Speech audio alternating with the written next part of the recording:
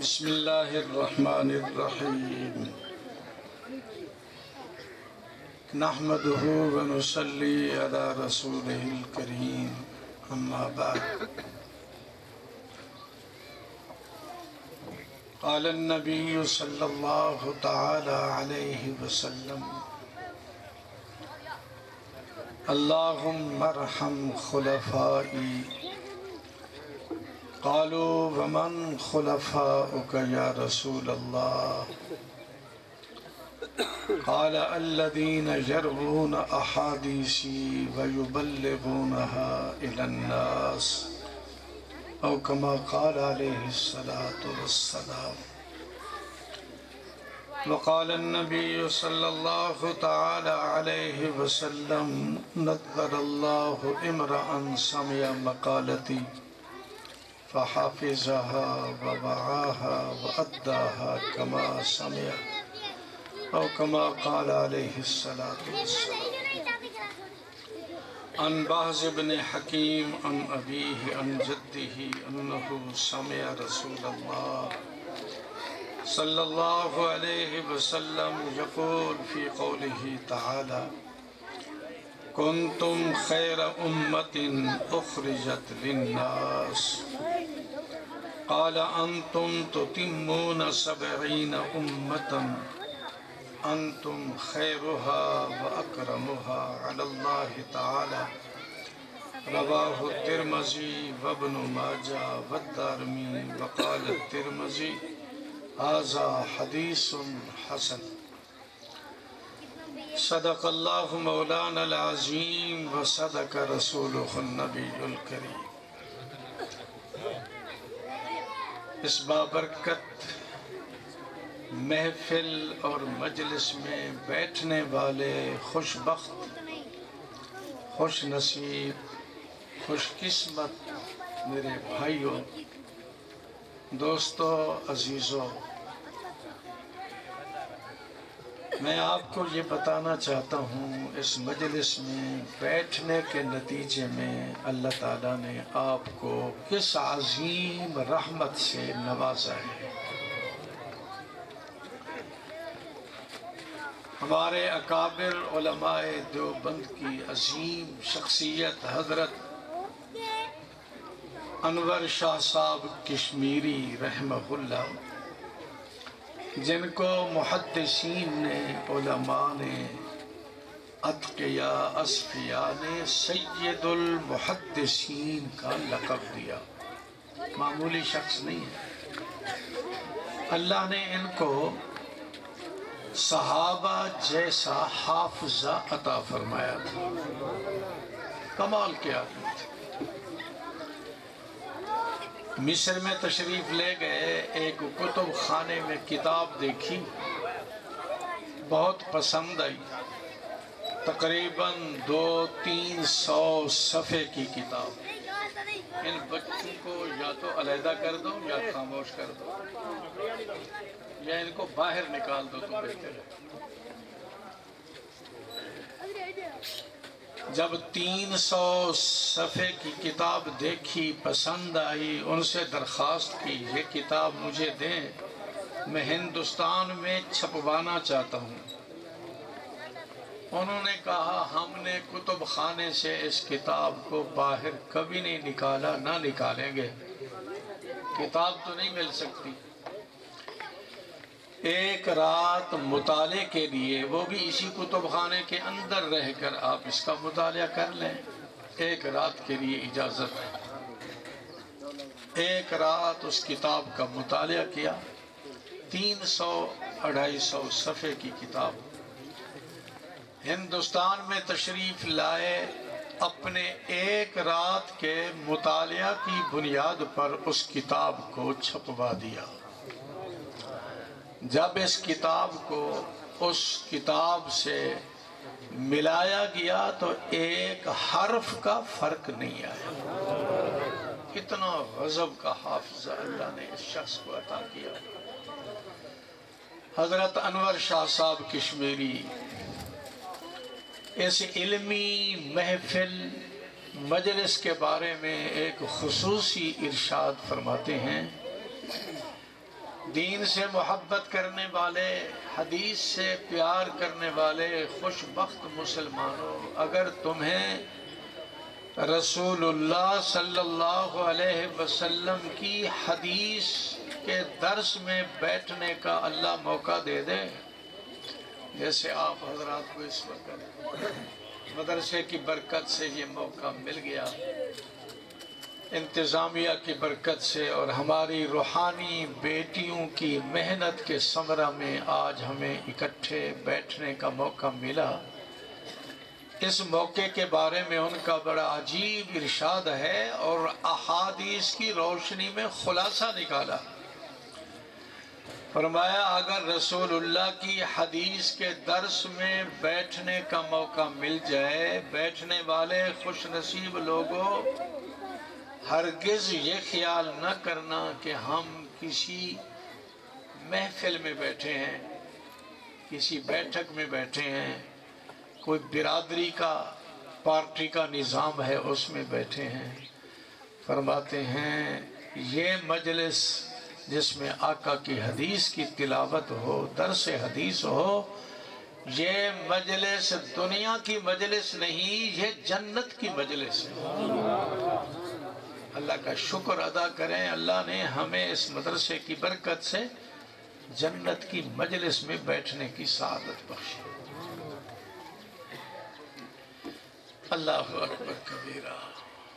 ان کے استاذوں کے بھی استاذ حضرت شاہ ولی اللہ محدث دہلوی فرماتے ہیں، میں بھی اپنے سینے کی بات آپ کو بتا دوں، میں حرمین شریفین حاضر ہوا، روضہ اقدس پر مواجہ شریف کے سامنے بیٹھ کر میں نے مراقبہ کیا، اللہ سے درخواست کی روضہ اقدس پر جتنا تجلیات کی بارش برس رہی ہے، انوار اور رحمت کے قطرے برس رہے ہیں، اللہ ذرا وہ تو دکھا دے۔ یہ تمنا لے کر میں بیٹھا، آرزو لے کر بیٹھا، اللہ کی دربار میں درخواست لے کر بیٹھا۔ قربان جائیے رحمان کی رحمت پر، میری طلب تو اپنی حیثیت کے مطابق تھی، اپنے ظرف کے مطابق تھی، میں نے تو اتنا سمجھا کہ یہ کچھ مل جائے تو میرے لیے سعادت ہے، لیکن اللہ نے خصوصی کرم کیا، رحمت اس انداز میں برسائی، اللہ نے میری طلب سے زیادہ مجھے ایک اور نعمت بھی عطا کر دی۔ سبحان اللہ۔ وہ نعمت کیا ملی؟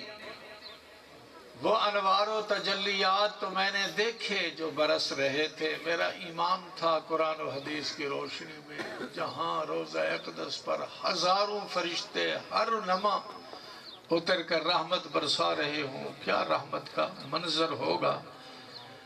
لیکن اللہ نے ایک بات اور بھی دکھا دی، میں نے دیکھا کہ حضور کے قلب اطہر سے نور کی شعائیں پھوٹ رہی ہیں، سبحان اللہ، سبحان اللہ۔ نور کی تاریں، نور کے تاگے، نور کی کرنیں پھوٹ رہی تھیں، اور یہ کرنیں، یہ تاریں، یہ تاگے، یہ نور کی لاٹیں کہاں پہنچ رہی تھیں؟ وہ خوش نصیب مسلمان جو رسول اللہ کی حدیث کے درس میں شریک تھے، ان کے دلوں میں گھس رہی۔ سبحان اللہ، سبحان اللہ۔ یقین کر لو الحمدللہ اس ادارے کی برکت سے، بیٹیوں کی برکت سے، اساتذہ کی برکت سے تھوڑی سی ہم نے محنت کی، گھر بار کو ذرا تھوڑا سا محدود کر کے کاروبار چھوڑ کر آئے، اور اللہ نے ہمارے قلب کا تعلق قلب رسول سے جوڑ دیا ہے۔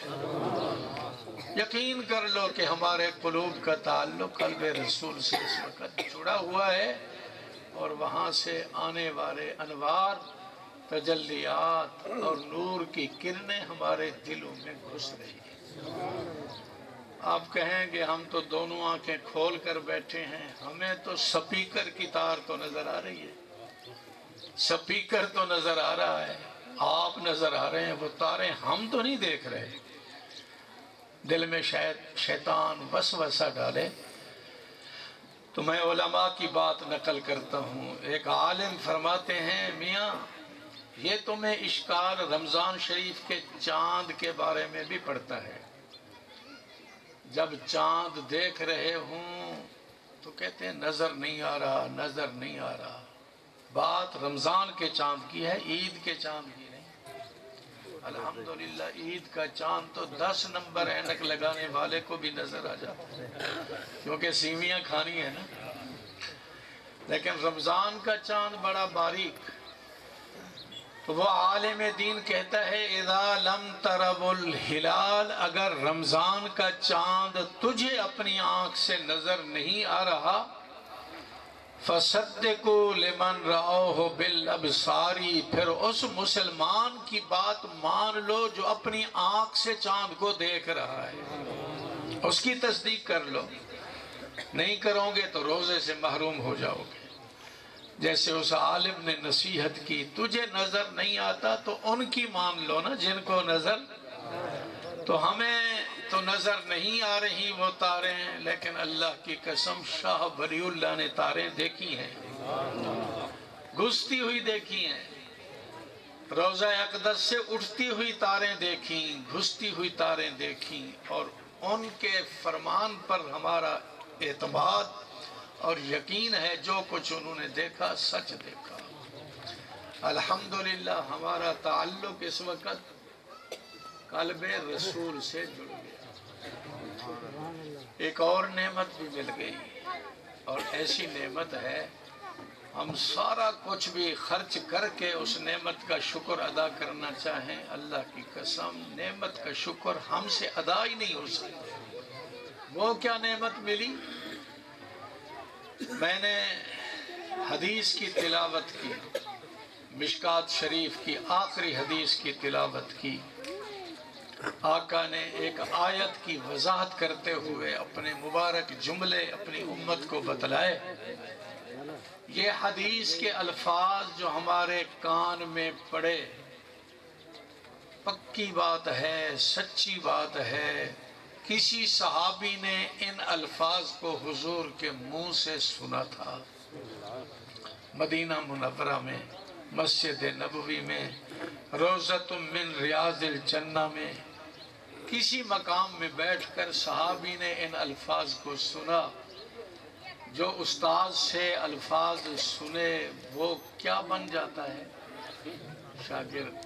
تو وہ صحابی حضور کا کیا بنا؟ اس صحابی نے اپنے منہ مبارک سے ان الفاظ کو نقل کیا، ان کا شاگرد بنا. سلسلہ چل پڑا. چلتے چلتے ہمارے اکابر علماء دیوبند تک یہ سلسلہ پہنچا. ہمارے اساتذہ نے ہمارے کانوں میں ان الفاظ کو پہنچایا. آج یہ نالائق اپنی گندی زبان سے پاکیزہ الفاظ تمہارے کانوں تک پہنچا چکا. پہنچے ہیں؟ کیا پہنچے؟ آقا نے کیا فرمایا؟ فرمایا کنتم خیر امت اخرجت للناس انتم تتمون 70 امتا. یہ آقا کے منہ سے نکلنے والے الفاظ ہیں. تقریباً 30-32 درمیان میں واسطے. ان واسطوں کی بنیاد پر وہی الفاظ آج آپ کے کان میں بھی پڑ گئے. تو ان کانوں میں پڑھنے کی وجہ سے آپ بھی پکی بات ہے حضور کے شاگرد بن گئے. اس پر زور سے الحمدللہ. یہ کوئی معمولی نعمت نہیں ہے. اگر مجھے کسی مفتی محمود کی شاگردی حاصل ہوتی، حضرت توسوی کی حاصل ہوئی ہے، تو فخر سے کہتے ہیں میں توسوی کا شاگرد ہوں، میں مفتی محمود کا شاگرد ہوں، میں حسین احمد مدنی کا شاگرد ہوں، میں قاسم نانوتوی کا شاگرد، شاہ ولی اللہ کا شاگرد. تو آپ بطور شکر کے کہہ سکتے ہیں ہم حضور کے شاگرد.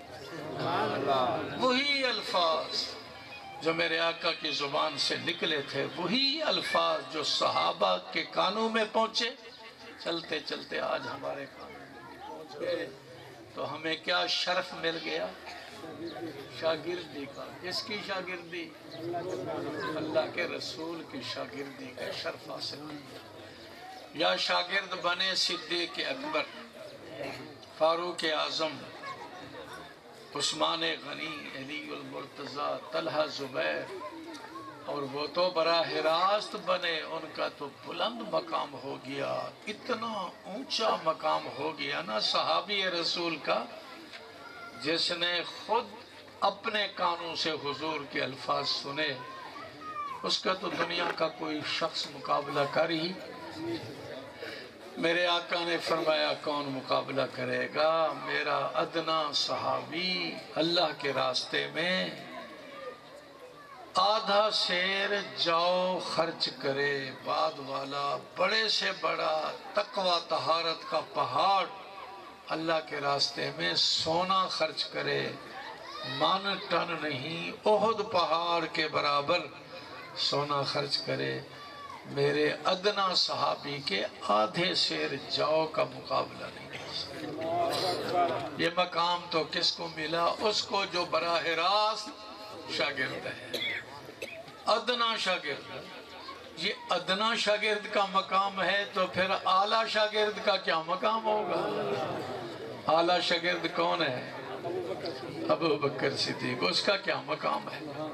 پچھلے دنوں میں نے ایک حدیث میں پڑھا، آقا نے صحابہ بیٹھے ہوئے تھے جن میں حضرت صدیق اکبر بھی تھے، فرمایا میں نے خواب دیکھا، جبریل نے میرا ہاتھ پکڑا، مجھے جنت کے اس دروازے پر جا کر کھڑا کر دیا جس دروازے سے میری امت نے جنت میں جانا ہے۔ آقا نے یہ خواب بیان کیا تو حضرت صدیق اکبر بول پڑے، زندگی میں تو میں آپ کے ساتھ ہی چلتا ہوں، خواب میں بھی مجھے ساتھ لے لیتے، میں ساتھ نہیں تھا خواب میں۔ حضور مسکرائے، خواہش یہ تھی کہ کاش خواب میں بھی حضور کے ساتھ ہوتا، بیداری میں تو اکثر ساتھ رہتا۔ تو آقا نے فرمایا صدیق پریشان کیوں ہوتا ہے، یہ وہ دروازہ میں دیکھ کر آیا ہوں جس میں میری امت نے داخل ہونا ہے، اور اس دروازے سے سب سے پہلے میری امت سے داخل ہونے والا تو ہی ہوگا۔ یہ مقام ہے صدیق کا۔ ایک لمبی حدیث ہے، میں مختصر حصہ اس کا عرض کر رہا ہوں۔ آقا نے فرمایا میں نے ترازو دیکھا، دو پلڑے ہیں، ایک پلڑے میں صدیق کو بٹھا دیا گیا، میں کچھ حصہ حذف کر رہا ہوں آگے پیچھے، ضرورت کا حصہ۔ ایک پلڑے میں صدیق کو بٹھا دیا گیا اور دوسرے پلڑے میں میری ساری امت قیامت تک پیدا ہونے والی، ان کو دوسرے پلڑے میں بٹھا دیا گیا۔ صدیق کا پلڑا زمین پر رہا، امت کا پلڑا فضا میں اڑ گیا۔ اللہ نے بتلا دیا اکیلا صدیق ساری امت پر غالب ہے۔ یہ مقام اس شاگرد کو ملا جس نے سب سے پہلے ایمان قبول کیا، یہ پہلا شاگرد ہے۔ آقا فرماتے ہیں ما کلمت فی الاسلام احدا، میں نے اسلام کے سلسلے میں جس سے بھی کوئی بات کی شروع میں اس نے کہا سوچوں گا، حتیٰ کہ حضرت علی المرتضیٰ نے بھی کہا میں ابو سے بات کروں گا، سوائے صدیق کے سے میں نے اسلام کی بات کی، کہا لبیک میں حاضر ہوں، فوراً قبول کر لیا۔ یہ پہلا شاگرد ہے، مردوں میں یہ پہلا شاگرد، عورتوں میں سب سے پہلی شاگردہ خدیجہ اور بچوں میں حضرت علی المرتضیٰ اور غلاموں میں زید ابن حارثہ۔ یہ چار ستون ہیں اسلام کے، امت محمدیہ کے، جو سب سے پہلے اسلام کے اندر داخل ہوئے۔ تو صدیق کا مقام کتنا اونچا ہوا، کوئی اندازہ ہو گیا؟ ابھی نہیں ہوا تو ایک اور حدیث بھی سنا دوں۔ آقا فرماتے ہیں خصال الخیر ثلاثۃ مئہ وستون خصلہ، 360 خصلتیں، اخلاق، اعمال ایسے ہیں، اذا اراد اللہ بعبد، جب اللہ کسی اپنے بندے کے بارے میں خیر کا فیصلہ کرتے ہیں، تو ان 360 خصلتوں میں سے کوئی خصلت اس کو دے دیتے تھے، اس ایک خصلت کی بنیاد پر اس کو یہ مقام ملتا ہے، مرنے کی دیر ہے، جنت کے 8 دروازے اللہ اس کے لیے کھول دے گا۔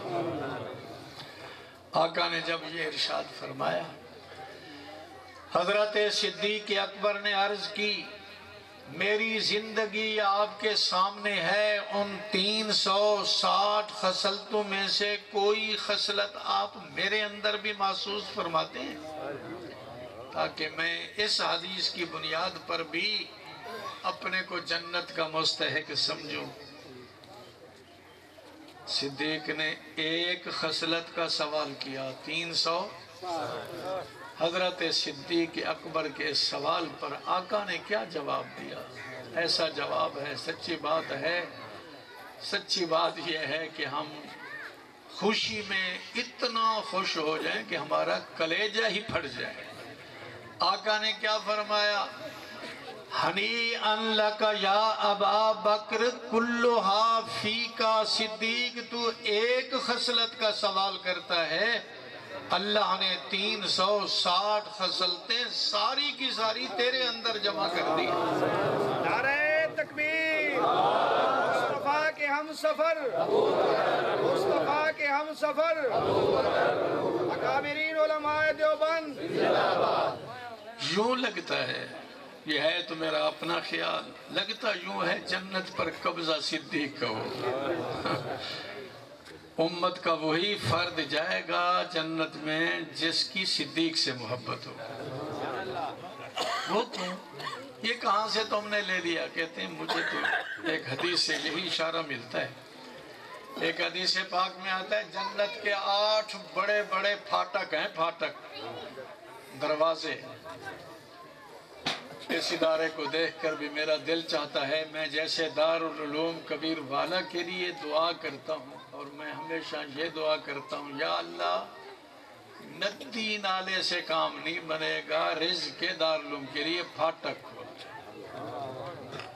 تو اس ادارے کو دیکھ کر بھی میرا جی چاہتا ہے اس ادارے کے لیے بھی یہی دعا کریں، یا اللہ اس کے لیے رزق کے پھاٹک کھول دیں۔ مختصر عرصے میں کمال کر دی، اتنا آپ کو تحفہ علمی عطا کر دیا، بچے اور بچیوں کی شکل میں، معلوم ہوتا ہے ان کی محنت میں اخلاص بھرا ہوا ہے۔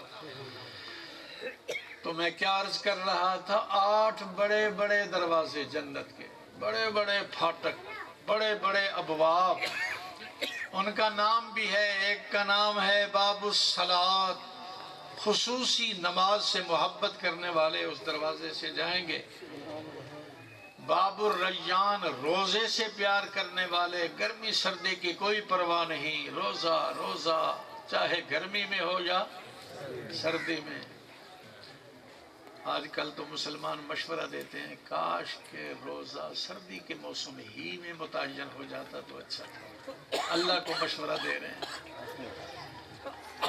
بعض ایسے بڑے دروازے ہیں، مجاہدین اس دروازے سے جنت میں جائیں گے۔ باب الجہاد، باب الصدقہ، مدارس مساجد پر خرچ کرنے والے خوش نصیب مسلمان باب الصدقہ سے جنت میں جائیں گے۔ 8 دروازے۔ حضرت صدیق اکبر نے عرض کی، اے اللہ کے رسول، مقصد تو جنت کا داخلہ ہے، کسی طریقے سے مل جائے، لیکن ایک خیال آ رہا ہے، حال یدعا احد من امتک، کیا آپ کی امت میں کوئی ایسا شخص بھی ہے جس کو جنت کے ہر دروازے سے بلایا جائے، جناب آؤ میرے والے دروازے سے جنت میں پہنچو۔ جنت کے دربان چاہیں، اللہ کے فرشتے یہ چاہیں کہ یہ شخص تو میرے والے دروازے سے جنت میں جاتا تو کیا ہی بات تھی، میرے لیے باعث فخر تھا۔ ایسا بھی کوئی شخص ہے؟ آقا نے کیا جواب دیا؟ فرمایا ارجو ان تکون منہم، صدیق مجھے امید ہے یہ آواز آپ کو لگے گی۔ یہ مقام ہے صدیق کا۔ اللہ تعالیٰ نے صحابہ کرام کو تو بہت بلند مقام لیکن آج کی اس محفل میں بیٹھنے والے خوش نصیب لوگوں کی مشابہت ہو گئی صحابہ سے۔ کیسے ہو گئی؟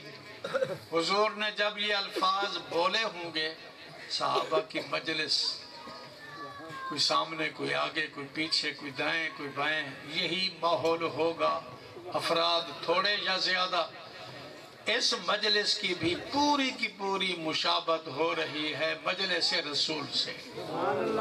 وہاں حضور کا منہ مبارک تھا، آج ہمارا گندا منہ ہر وقت غیبت میں ملوث، جھوٹ میں ملوث، لیکن خدا کی قسم جب زبان پر یہ الفاظ آ گئے تو وہ گندگیاں بھی دھل گئی، حدیث کی برکت سے منہ کی خرابیاں بھی دھل گئی۔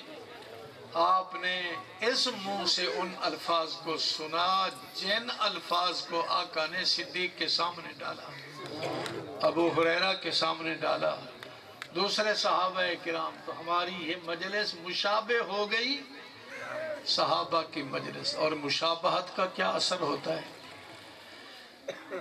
فرعون کا مقابلہ ہوا حضرت موسیٰ علیہ السلام سے، فرعون کو تو ایمان نہ ملا، جادوگر سارے کے سارے مسلمان ہو گئے۔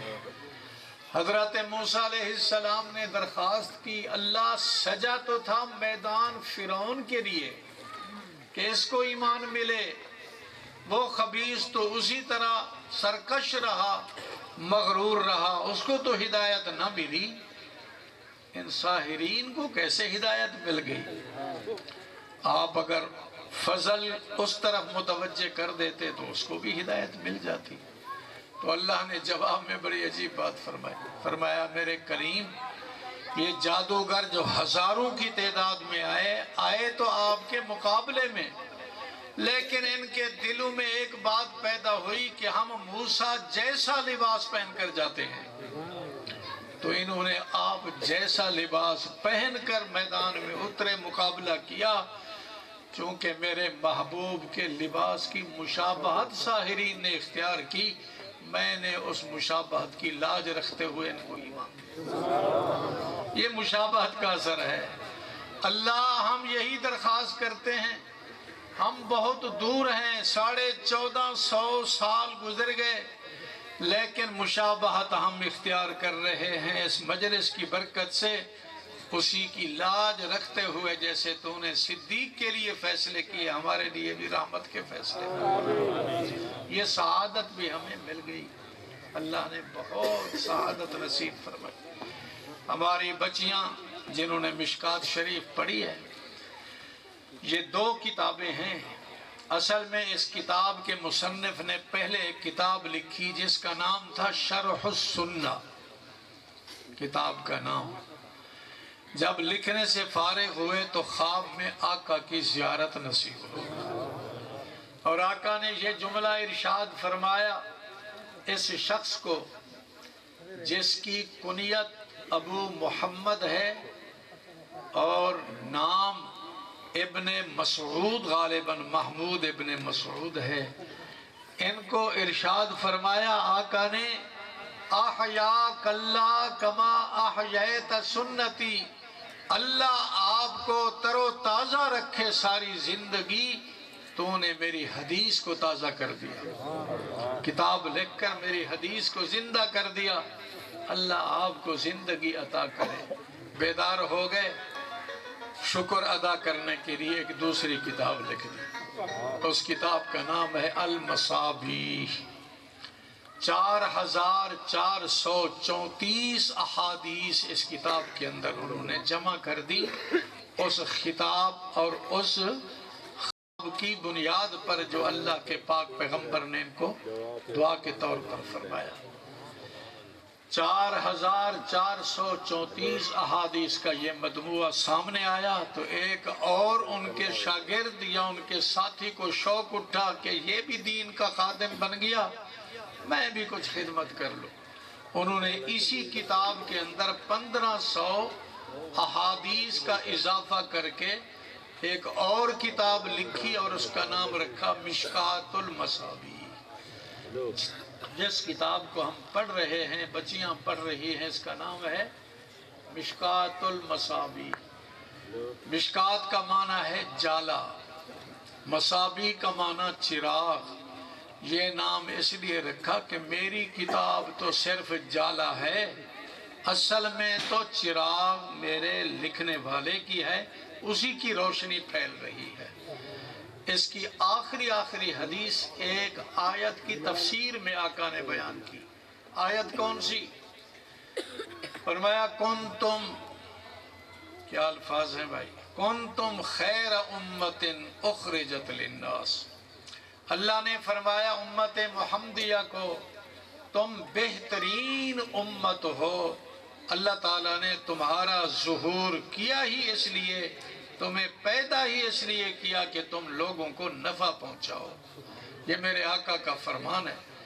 اس امت کا داعی سب سے پہلا خود حضور صلی اللہ علیہ وسلم، پھر صحابہ کرام نے اس آیت کا حق ادا کیا۔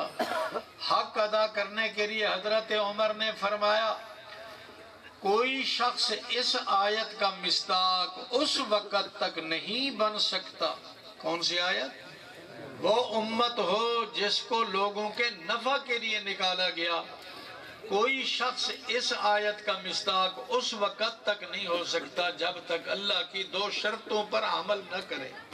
وہ دو شرطیں کون سی ہیں؟ تأمرون بالمعروف وتنہون عن المنکر، برائی سے روکے اور نیکی کا حکم کرے، بالغ ہونے کے بعد مرد ہے، عورت ہے، جوان ہے، بوڑھا ہے، جب تک یہ دو کام نہیں کرے گا، نیکی کا حکم کرنا اور برائی سے روکنا، اس وقت تک یہ آیت کا مصداق ہرگز نہیں بن سکتا۔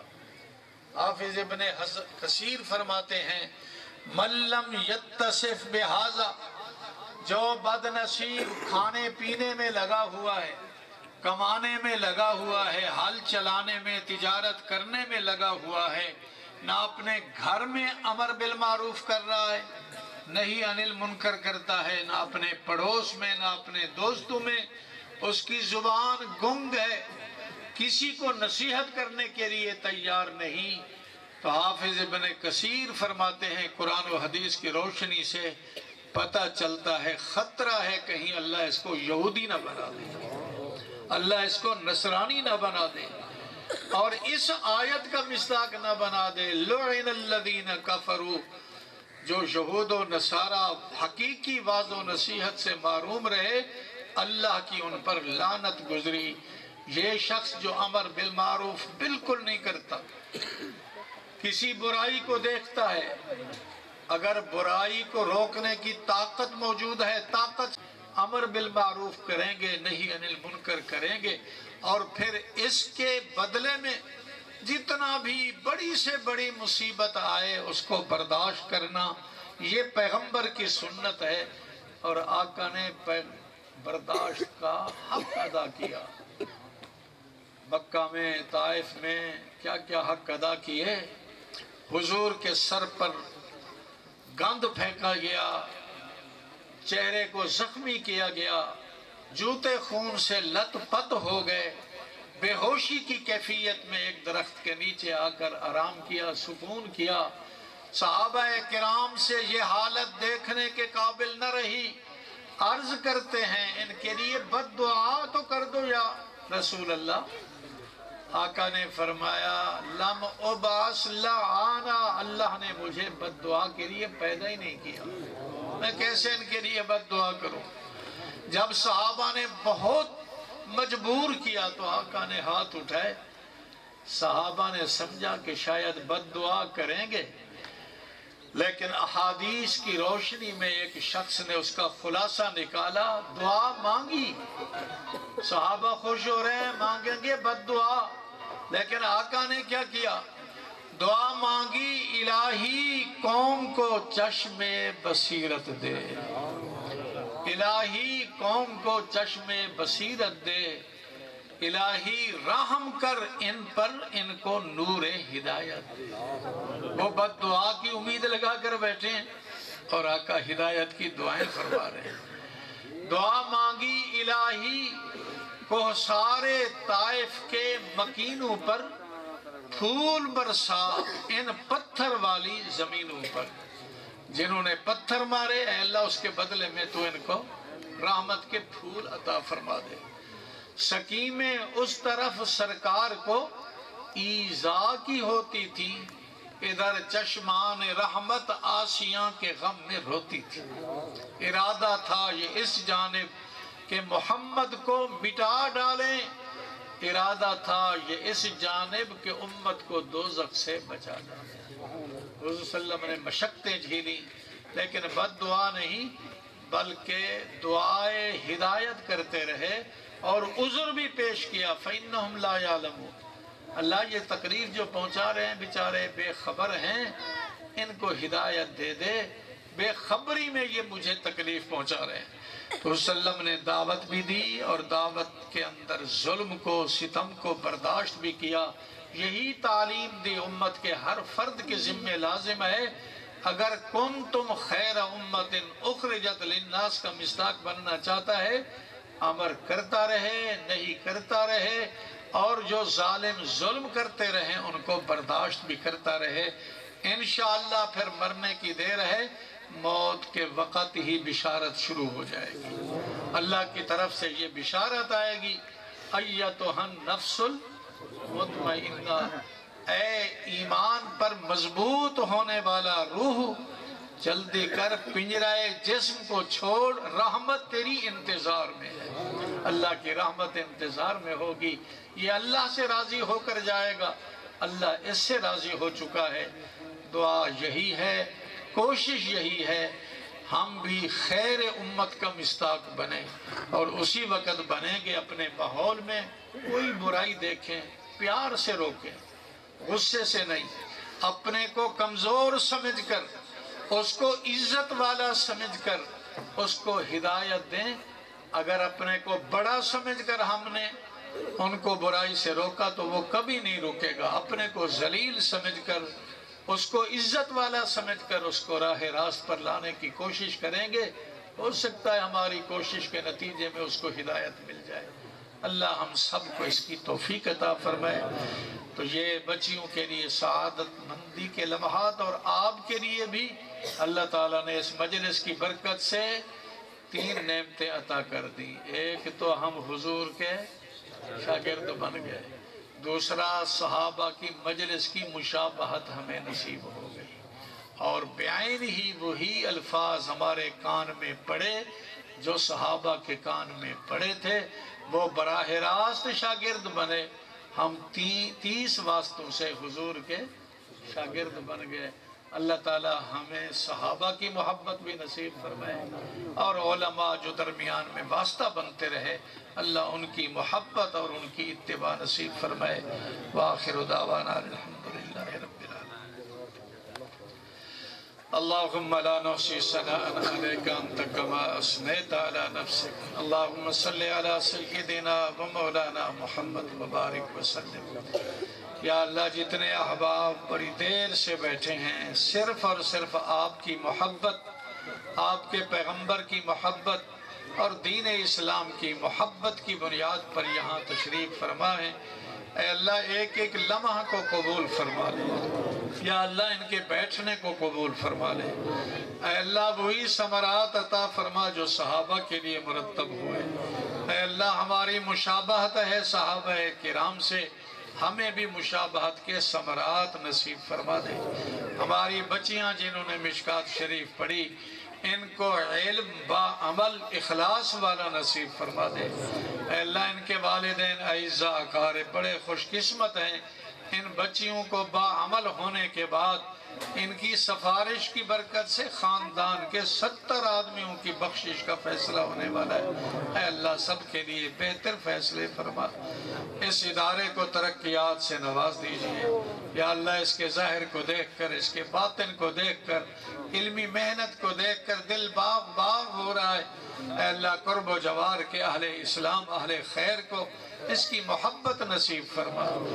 اے اللہ ہمیں اپنی اولاد سے پیار نصیب فرما، اور اپنی اولاد سے اعلیٰ درجے کا پیار یہی ہے، ہمیں اپنی اولاد کو دیندار بنانے کی توفیق عطا فرما، علم پڑھانے کی توفیق عطا فرما، قرآن کا حافظ بنانے کی توفیق عطا فرما، عالم با عمل مخلص بنانے کے جذبات ہمیں نصیب فرما۔